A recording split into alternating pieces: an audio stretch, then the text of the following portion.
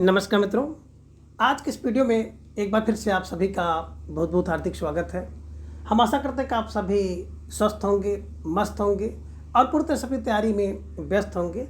तो मित्रों, आज के इस वीडियो में हम डॉक्टर पुनीत राय द्वारा लिखित पुस्तक वस्तुनिष्ठ हिंदी से काव्य शास्त्र के अंतर्गत अलंकार और उनके उदाहरण को जानेंगे। तो कभी कभी यही अलंकार और यही उदाहरण आपको आपकी परीक्षा में देखने को मिल जाता है, इसलिए वीडियो आप सबके लिए बहुत ही महत्वपूर्ण है। तो वीडियो को अंत तक जरूर देखिएगा और चैनल पर नए हैं तो चैनल को सब्सक्राइब भी कर लीजिएगा, ठीक है ना। तो जैसा कि स्क्रीन पर आप देख पा रहे हैं अलंकार, और अलंकार में पहला अलंकार आप देख रहे हैं यमक अलंकार, है ना। कि जहाँ एक शब्द भिन्न भिन्न अर्थों में एक से अधिक बार प्रयुक्त हो वहाँ यमक अलंकार है। यानी कि एक शब्द कई बार, दो बार या दो से अधिक बार हो और दोनों का अलग अलग अर्थ हो तो वहाँ पे यमक अलंकार होता है। और मैंने आपको अलंकार की जब क्लास ली थी तो आपको बताया था कि यमक का मतलब होता है युग्म या जोड़े में। यानी कोई शब्द अगर युग्म या जोड़े में आए और उसके अलग अलग अर्थ हो तो वहाँ पर यमक अलंकार होता है। उदाहरण आप देख सकते हैं कि के की रव की नूपुर ध्वनि सुनी, जगती जगती की मूक प्यास। तो ये प्रश्न दो प्रकार से महत्वपूर्ण हो जाता है। एक ये होता था किसकी पंक्ति है, तो महादेव वर्मा की पंक्ति है, और इसमें कौन सा अलंकार है, तो यमक अलंकार है। और कहाँ है ये देखिए, दूसरी लाइन में आपको दिखाई दे रहा है जगती जगती की मूक प्यास। यहाँ पे जगती जगती शब्द दो बार आया है और दोनों जगती का अलग अर्थ है। एक जगती का अर्थ है जगती यानी कि जागना क्रिया, और दूसरी जगती का अर्थ होता है पृथ्वी से, इसलिए इसमें यमक अलंकार है। और कहीं भी अगर आपको एक पंक्ति देखने को मिल जाए तो इसमें यमक अलंकार आप लगाइएगा, ठीक है। चलिए आगे दूसरा अलंकार आप देख रहे हैं कि श्लेष अलंकार। जहाँ ऐसे शब्दों का प्रयोग हो जिनके एक से अधिक अर्थ हो वहाँ श्लेषा अलंकार होता है। यानी कि जब कोई शब्द एक ही बार प्रयुक्त हो और उसके कई अर्थ हो तो वहाँ पे श्लेष अलंकार होता है। और मैंने आपको बताया था श्लेष का अर्थ होता है श्लिष्ट या चिपका हुआ। जब किसी शब्द में दो से अधिक अर्थ चिपके होते हैं तो वहाँ पे श्लेष अलंकार होता है, ये ध्यान में रखिएगा। और उदाहरण आप देख लीजिएगा, बहुत महत्वपूर्ण उदाहरण है, इसे आप छोटी क्लास से ही पढ़ते चले आ रहे हैं कि रही मन पानी राखिए बिन पानी सब सून, पानी गए ना उबरे मोती मानस चून। पहले लाइन में जो पानी है और उस पानी का कोई मतलब नहीं है, लेकिन जो दूसरी लाइन में पानी गए ना उबरे मोती मानस चून, इसी पानी के कई अर्थ हैं। एक पानी तो मोती के अर्थ में उसकी चमक है, मनुष्य के अर्थ में उसका प्रतिष्ठा है, और चूना के अर्थ में जल से है। तो पानी के तीन अर्थ हो गए, चमक, प्रतिष्ठा और जल। इसी कारण से इसी पानी में श्लेष अलंकार है, पानी के कई अर्थ हैं और एक बार आया है, ध्यान में रखिएगा। पहली पंक्ति में जो पानी है उसका कोई अलंकार से संबंध नहीं है, ये भी ध्यान में आप रखिएगा। श्लेष अलंकार जो बनता है दूसरी लाइन से बनता है ना। तमाम भाई तो जान ही नहीं पाते कहाँ से इसमें श्लेष अलंकार है, तो ये भी आपको ध्यान में रखना है। और कहीं आपको अगर दिख जाए तो श्लेष अलंकार आप लगाइएगा, ठीक है। चलिए आगे आप देख रहे हैं तीसरा वक्रोक्ति अलंकार। वक्रोक्ति, वक्र माने उल्टी, उक्ति माने कथन, यानी कि कहा जाए कुछ और कोई उसका अर्थ अलग ले ले, उसी को वक्रोक्ति कहते हैं। तो आप कह सकते हैं कि जहाँ श्लेष अथवा काक यानी कंठ ध्वनि बदल कर कहने से कहने वाले के कथन का सुनने वाला दूसरा अर्थ ले ले, वहाँ वक्रोक्ति अलंकार होता है। जैसे आप पिता के वचन पाल सकते हैं तब माँ की आज्ञा भरत टाल सकते हैं। अर्थात जब आप पिता के वचन को मान सकते हैं, पाल सकते हैं, तो क्या भरत अपनी माता की आज्ञा को टाल सकते हैं? यानी कि भरत को भी अपनी माता की आज्ञा पालन करना चाहिए। तो द्वितीय में काक द्वारा नहीं टाल सकते हैं, यह बताया गया है कि भरत को भी अपनी माता की आज्ञा को मानना चाहिए, ठीक है। चलिए एक और लाइन आप देखे होंगे ना, को तुम कहते हैं हम घनश्याम हैं, तो घनश्याम का अर्थ बादल से लेते हैं, तो कहते हैं बरसों कित जाई, तो कहते हैं मधुसूदन है। तो ये आप देख लीजिएगा, इस तरह से ढेर सारे उदाहरण आपको पड़े हुए हैं। और अलंकार की जो मैंने विस्तृत क्लास ली है आप उसको भी जाकर के देख सकते हैं, ठीक है। चलिए चौथा अलंकार है उपमा अलंकार। जहाँ किसी प्रकार की समानता के कारण एक वस्तु में दूसरी वस्तु की समानता दिखाई जाए, बतलाई जाए, वहाँ पे उपमा अलंकार होता है। और उपमा की बात करते हैं, उपधनमा। उपधनमा उप माने होता है समीप रख करके, मा माने मापना या तोलना। यानी कि उपमेय को उपमान के पास रख कर, या आप कह सकते हैं एक वस्तु को दूसरी वस्तु के पास रख करके उसकी तुलना करना, उसकी समानता करना, उसकी बराबरी करना, ये जो होता है उपमा अलंकार होता है, ध्यान में रख लीजिएगा। और उपमा अलंकार के तमाम वाचक हैं सा, सी, सम, यु, तुल, सरीखे, जिम आदि, ध्यान में रखिएगा, है ना। और उपमा के 4 अंग होते हैं। मित्रों ध्यान रखिएगा, कभी कोई परीक्षा में पूछ लेता है कि उपमा के अंग कितने होते हैं। तो एक तो उपमेय होता है ना, जिस वस्तु का वर्णन किया जाता है। दूसरा उपमान होता है जिससे तुलना की जाती है। जो उपमेय है प्रस्तुत है और उपमान अप्रस्तुत है ना। साधारण धर्म जो धर्म होता है उसको साधारण धर्म कहते हैं, और जिस वाचक शब्द द्वारा उपमा दिखाई जाती है उसी वाचक शब्द कहते हैं। जैसे सा, सी, यू, तुल्य, लव, सादृश्य, सम, ज्यों, जिम, समान, यू आदि हैं, है ना। और एक उदाहरण इसमें देख रहे हैं कि पीपर पास सरस मंडोला। पीपर पास सरस मंडोला, यहाँ पे देखिए सरस शब्दवाचक शब्द है। पीपर का पत्ता जो है मन के समान डोल रहा है, यानी कि यहाँ पर उपमेय मन है और उपमान कौन है, पीपल का पात है। वाचक शब्द सरिस है और डोला साधारण धर्म है। तो ये इसको रट लीजिएगा, ये परीक्षा में पूछा भी गया है कि इसमें पीपर पास सरस मंडोला में जो मन है वो उपमेय है कि उपमान है, ठीक है ना। तो ये ध्यान में आप रख लीजिएगा, वेरी वेरी मोस्ट इंपॉर्टेंट प्रश्न है परीक्षा के दृष्टिकोण से, ठीक है। चलिए आगे 5वां अलंकार है रूपक अलंकार। उपमेय में उपमान का आरोप किया जाता है और ऐसा आरोप किया जाता है, आभेद रहित आरोप किया जाता है। इसमें कोई वाचक शब्द नहीं होता है, लेकिन उपमेय में आपने देखा कि आरोप तो होता है लेकिन भेद सहित होता है ना। इसमें आभेद आरोप होता है। और रूपक का मतलब होता है रूप धन का, यानी कि रूप का करना, है ना, किसी को दूसरा रूप दे देना। जैसे रोमावली सरसैया में, अर्थात रोमावली रूपी सरसैया यहाँ पे है। तो जब उपमेय में उपमान का आरोप कर दिया जाए, ठीक है, तो वहाँ पर रूपक अलंकार होता है। जैसे आप कह सकते हैं कि चंद्र सा मुख, तो चंद्रमा के समान मुख है। इसमें चंद्रमा के समान मुख को बताया गया है, आरोप है लेकिन भेद सहित आरोप है। लेकिन कह दिया जाए चंद्रमुख, तो वहाँ पर भेद आभेद आरोप हो जाता है, रूपक अलंकार होता है कि चंद्रमुख, यानी कि चंद्रमा रूपी मुख, ठीक है। चंद्रसामुख उपमेय अलंकार, चंद्रमुख रूपक अलंकार, ध्यान में रखिएगा, ठीक है। तो यहाँ पे आपने देखा कि रोमावली सरसैया में, अर्थात रोमावली रूपी सरसैया।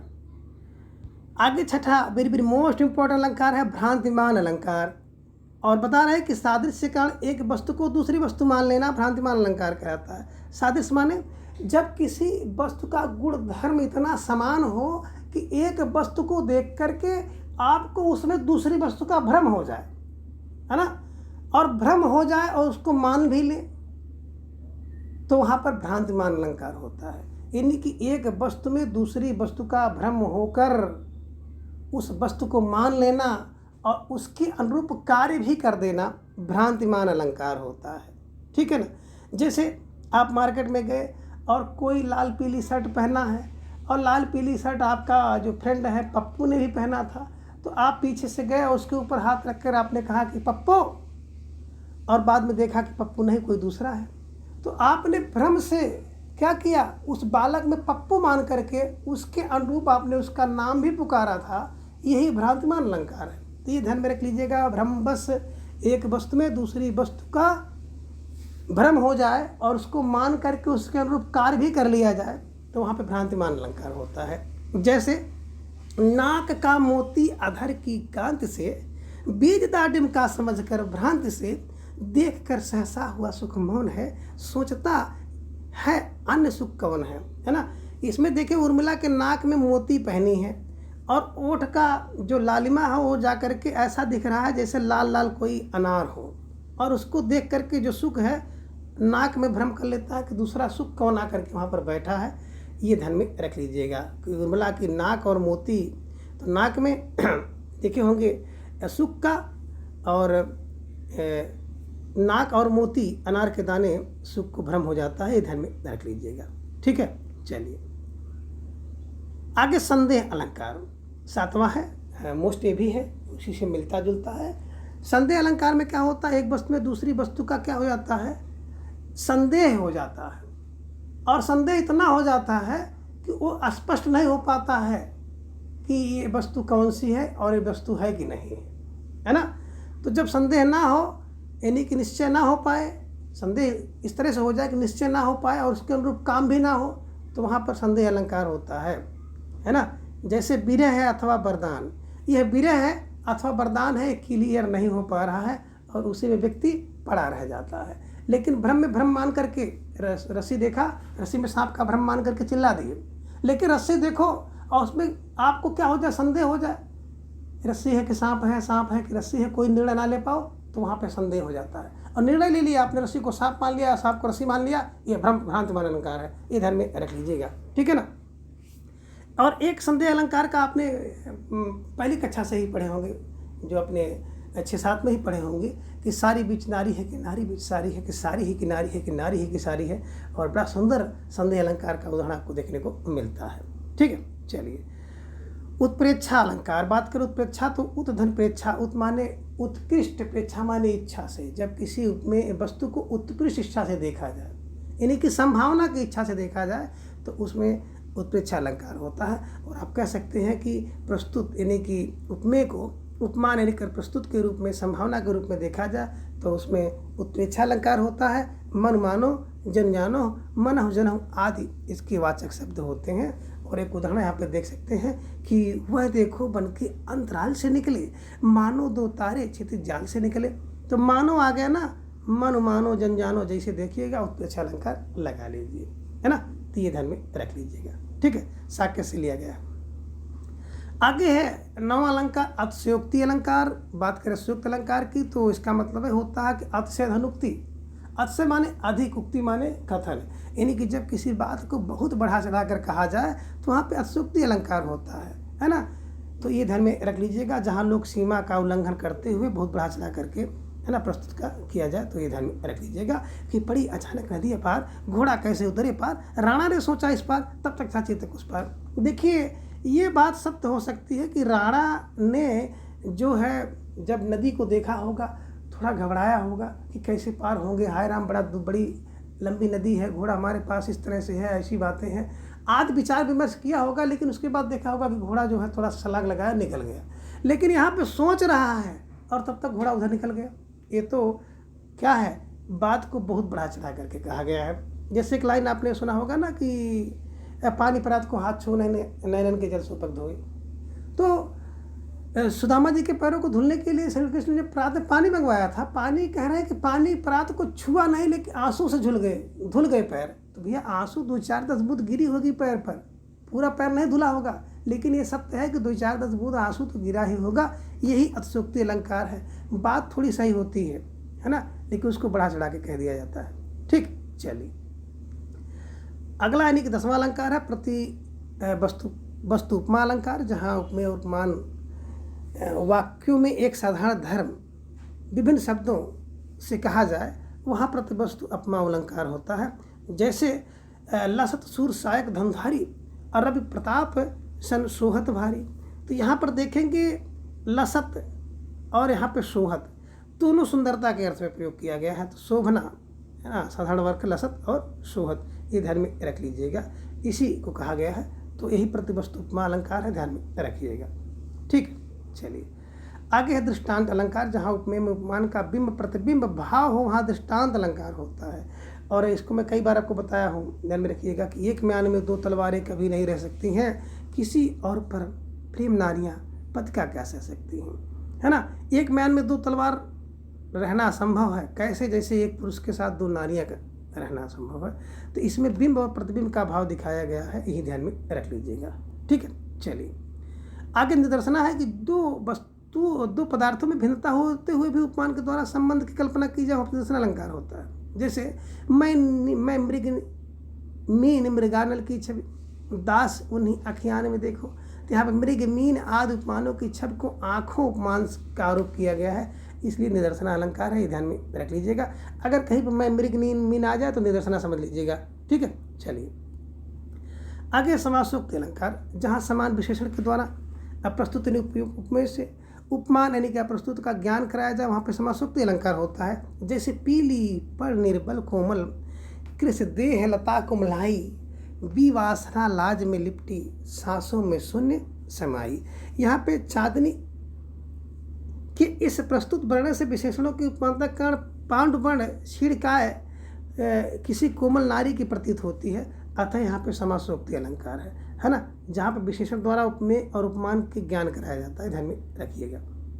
विभावना, बी धन भावना, बी माने बिना हेतु के जब कोई कार्य होता है, यानी कि बिना कारण के कोई कार्य हो जाए तो वहाँ पर विभावना अलंकार होता है। परिभाषा आप देख सकते हैं, कारण और कार्य का संबंध चमत्कार पूर्ण कल्पना के कारण या अभाव में उत्पत्ति का वर्णन हो, विभावना अलंकार होता है। बिना कार्य के कारण हो जाए, बिना कारण के कार्य हो जाए, सॉरी, है ना। जैसे बिन पग चले सुने बिन काना, तो यहाँ पे बिना पैर के चलना, बिना कान के सुनना, तो बिना कारण के कार्य हो रहा है तो विभावना अलंकार, बिना कारण के कार्य होना विभावना अलंकार, ध्यान में रखिएगा। आगे है विरोधाभास अलंकार। जब दो वस्तुओं में विरोध ना होने पर भी विरोध प्रतीत हो, वहाँ पे विरोधाभास अलंकार होता है, ध्यान में रखिएगा, है ना। मुख गिरवर के मुखरित ज्ञान, मुख गिरवर के मुखरित ज्ञान, ये ध्यान में रखिएगा। जल जो डूबे श्याम रमते तो उज्जवल हो, ये भी ध्यान में रखिएगा। विरोधाभास, विरोध प्रतीत होना, है ना, विरोध ना होने पर भी, ठीक है। आगे है विश्वशक्ति अलंकार, यानी कि कारण के रहते हुए भी कार्य ना हो। जहाँ पे भी आपने देखा कि क्या था, बिना कारण के कार्य हो रहा था, यहाँ पे कारण है लेकिन कार्य नहीं हो रहा है। सत्य हेतु फला भाव, है ना, कि कारण के रहते हुए भी कार्य ना हो। जैसे आपने लाइन मैंने आपको बताई थी कि जल बीच मीन रहा है प्यासी, अब मोह सुन सुन आवे हांसी, ठीक है। तो ये ध्यान में रखिएगा कि अब छूटता नहीं छुड़ाए रंग गया, हृदय है ऐसा आंसू से धुला नहीं रखता, यह रंग अनोखा ऐसा। यहाँ छुड़ाने पर भी रंग नहीं छूटने के कारण होते हुए भी कार्य का अभाव है, अतः विश्वशक्ति अलंकार है, ध्यान में रखिएगा। आगे है असंगति अलंकार, इन्हीं कारण कहीं हो और कार्य कहीं हो, है ना। मैंने आपको बताया था कि हृदय घाव मेरे पीर रघुवीरे, अरे घाव तो हृदय है ना, हृदय घाव मेरे पीर रघुवीरे। लक्ष्मण जी ने कहा कि घाव तो मेरे हृदय में लगी है लेकिन पीड़ा रघुवीर यानी कि राम जी को हो रही है। तो असंगति अलंकार है कि कारण कहीं हो और कार्य कहीं हो जाए। जैसे मेरे जीवन की उलझन बिखरी थी उनकी अलखें, पीली मदिरा किसने थी बंद हमारी पलकें। तो ये ध्यान में रखिएगा, उलझन में पड़ा कोई व्यक्ति है और अलखें किसी और की उलझ रही हैं, मदिरा कोई और पी रहा है, और है ना, और कोई मस्त कोई दूसरा हो रहा है, ठीक है। चलिए आगे है अर्थांतर न्यास अलंकार। यदि समान का विशेष से और विशेष का सामान्य से समर्थन हो तो वहाँ पे अर्थांतर न्यास अलंकार होता है। जैसे जो रहीम प्रकृति, जो रहीम उत्तम प्रकृति का कर शकत कुसंग, चंदन विष व्यापत नहीं लिपटे रहत भुजंग, है ना। यहाँ पे पूर्व अर्धगत समान अर्थ है कि कुसंगति अच्छी प्रकृति वालों का कुछ नहीं बिगाड़ सकती है। उत्तरार्ध विशेष अर्थ बता रहे हैं कि जैसे सर्प लिपटा रहता है चंदन के वृक्ष में, लेकिन चंदन विष नहीं व्याप्त होती है, इसलिए यहाँ पे अर्थांतर न्यास अलंकार है, ध्यान में रख लीजिएगा, ठीक है। चलिए आगे है अन्योक्ति या अप्रस्तुत प्रशंसा। यदि प्रस्तुत यानी कि उपमान का वर्णन अप्रस्तुत यानी कि उपमेय की प्रतीत हो, वहाँ पे अप्रस्तुत प्रशंसा अलंकार होता है। जैसे क्षमा शोभती उस भुजंग को, जिसके पास गरल हो, उसको क्या जो दंतहीन विष रहित विनीत सरल हो। यहाँ अप्रस्तुत सर्प के विशेष वर्णन से प्रस्तुत में समान अर्थ की प्रतीत हो रही है कि शक्ति संपन्न पुरुष को ही क्षमा शोभा देती है, शक्तिहीन को नहीं। अतः अन्योक्ति या अप्रस्तुत प्रशंसा अलंकार है, ध्यान में रख लीजिएगा, ठीक है। चलिए आगे है उदाहरण अलंकार कि जहाँ पहले समान वाच्य कहा जाता है और उसको स्पष्ट करने के लिए अंग रूपक दूसरा उपमान वाक्य कहा जाता है, वहाँ उदाहरण अलंकार होता है। ज्यों जैसे जिम आदि इसके वाचक शब्द होते हैं कि पीनी पे फीकी लगे बिन अवसर की बात, जैसे बरनत युद्ध में रस सिंगार न सुहात, है ना। तो जैसे अब भाई कहीं पे युद्ध हो रहा है, वहाँ पे कोई सिंगार की बात करेगा तो शोभा नहीं देगा, अच्छा नहीं लगेगा। तो ये ध्यान में रखिएगा, ये उदाहरण अलंकार ही होता है। पहले समान वाक्य कह दिया जाता है, फिर उसको स्पष्ट करने के लिए एक अन्य वाक्य कहा जाता है। इन्होंने क्या कहा कि फीकी पे नीकी लगे बिना अवसर की बात, है ना, फीकी लगती है, बिना अवसर अगर कोई बात आप करते हैं तो अच्छी नहीं लगती है। कैसे, जैसे युद्ध चल रहा हो और उस युद्ध में कोई श्रृंगार की बात कह दे, ठीक है। चलिए आगे है 21वां होना चाहिए था लेकिन 31 यहाँ पे दिखाई दे रहा है, तो ये ध्यान में रखिएगा। 21वां अलंकार है अत्युक्ति। अत्युक्ति माने झूठा, है ना।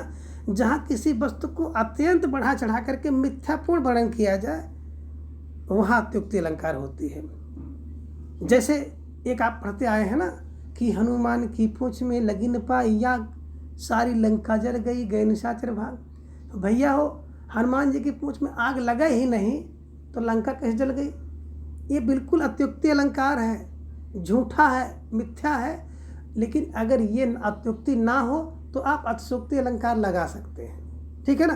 तो यही होता है अत्युक्ति अलंकार में, बात को इतना बढ़ा चढ़ा कर कहा जाता है कि झूठा हो जाता है, झूठी बात है ना। जैसे भूषण भार संभालिए क्यों, ये तन सुकुमार कह रहे हैं कि भूषण माने आभूषण के भार को, यह कोमल जो शरीर है ना उसके भार को कैसे संभाल पाएगा, कैसे संभाल पाएगा? सूधे पाँव न धरपरत शोभा है की बार, कि इतनी अधिक इसकी शोभा बढ़ गई, इतना अधिक शोभा हो गई है कि उसकी शोभा के भार से उसका पैर जो है जमीन पर सही से नहीं रखते बन रहा है। झूठी बात, एकदम झूठी बात है। तो अतिशयोक्ति और अत्युक्ति में मात्रा या तारतमिक अंतर होता है। अतिशयोक्ति में जहाँ आप कह सकते हैं कि मिथ्यापूर्ण वर्णन होता है, अत्युक्ति में अत्यंत मिथ्यापूर्ण वर्णन होता है। इनके हिसाब से आप नहीं स्पष्ट कर पाएंगे। एकदम अतिशयोक्ति माने बात कुछ तो सही रहती है, उसको बढ़ा चढ़ा के बता दिया जाता है। जैसे कोई आपको एक चाटा मारे और आप जाकर कहते गुरु जी हमको इतना मार दिन मार गिराए देने 20 चाटा, है ना। तो एक को 20 बढ़ाना, अब आपको कोई मरबे नहीं किया, झूठ जाके कहते मारे नहीं, ये जो है अत्युक्ति अलंकार है। जैसे हनुमान की पूंछ में आग लगे ही ना है, आग लगी न पावे आग, शीघ्र लंका जल गई। अब आग लगी ही नहीं, लंका कैसे जल गई? ये अत्युक्ति अलंकार है। और अतिशयोक्ति अलंकार है कि पानी परात को हाथ छुआ नहीं असुवन के जल, तो नैनों के जल से 2-4-10 बूंद गिरा होगा और पैर पूरा नहीं धुले या ना धुले, लेकिन बात सही थी। लेकिन इसमें बातें पूरी झूठी होती है अत्युक्ति में, तो ये ध्यान में रखिएगा। तो मित्रों, आज की इस वीडियो में बस इतना। और इसी के साथ डॉक्टर पुनीत राय जी द्वारा लिखित जो पुस्तक थी वस्तुनिष्ठ हिंदी का काव्य शास्त्र पूरा समाप्त हो गया है। अब आगे हम लोग इसके आगे दूसरा कोई टॉपिक लेंगे और उसको भी इसी तरह से बिल्कुल अध्ययन करेंगे। समय का अभाव है, लेकिन अब आपके लिए बड़ी बड़ी क्लासें लेकर के आपकी परीक्षा तक आपका संपूर्ण पाठ्यक्रम बिल्कुल अपलोड कर दिया जाएगा। तो मित्रों, इसी तरह से आप लोग अपना प्रेम विश्वास बनाए रखें। धन्यवाद, नमस्कार, बाय बाय।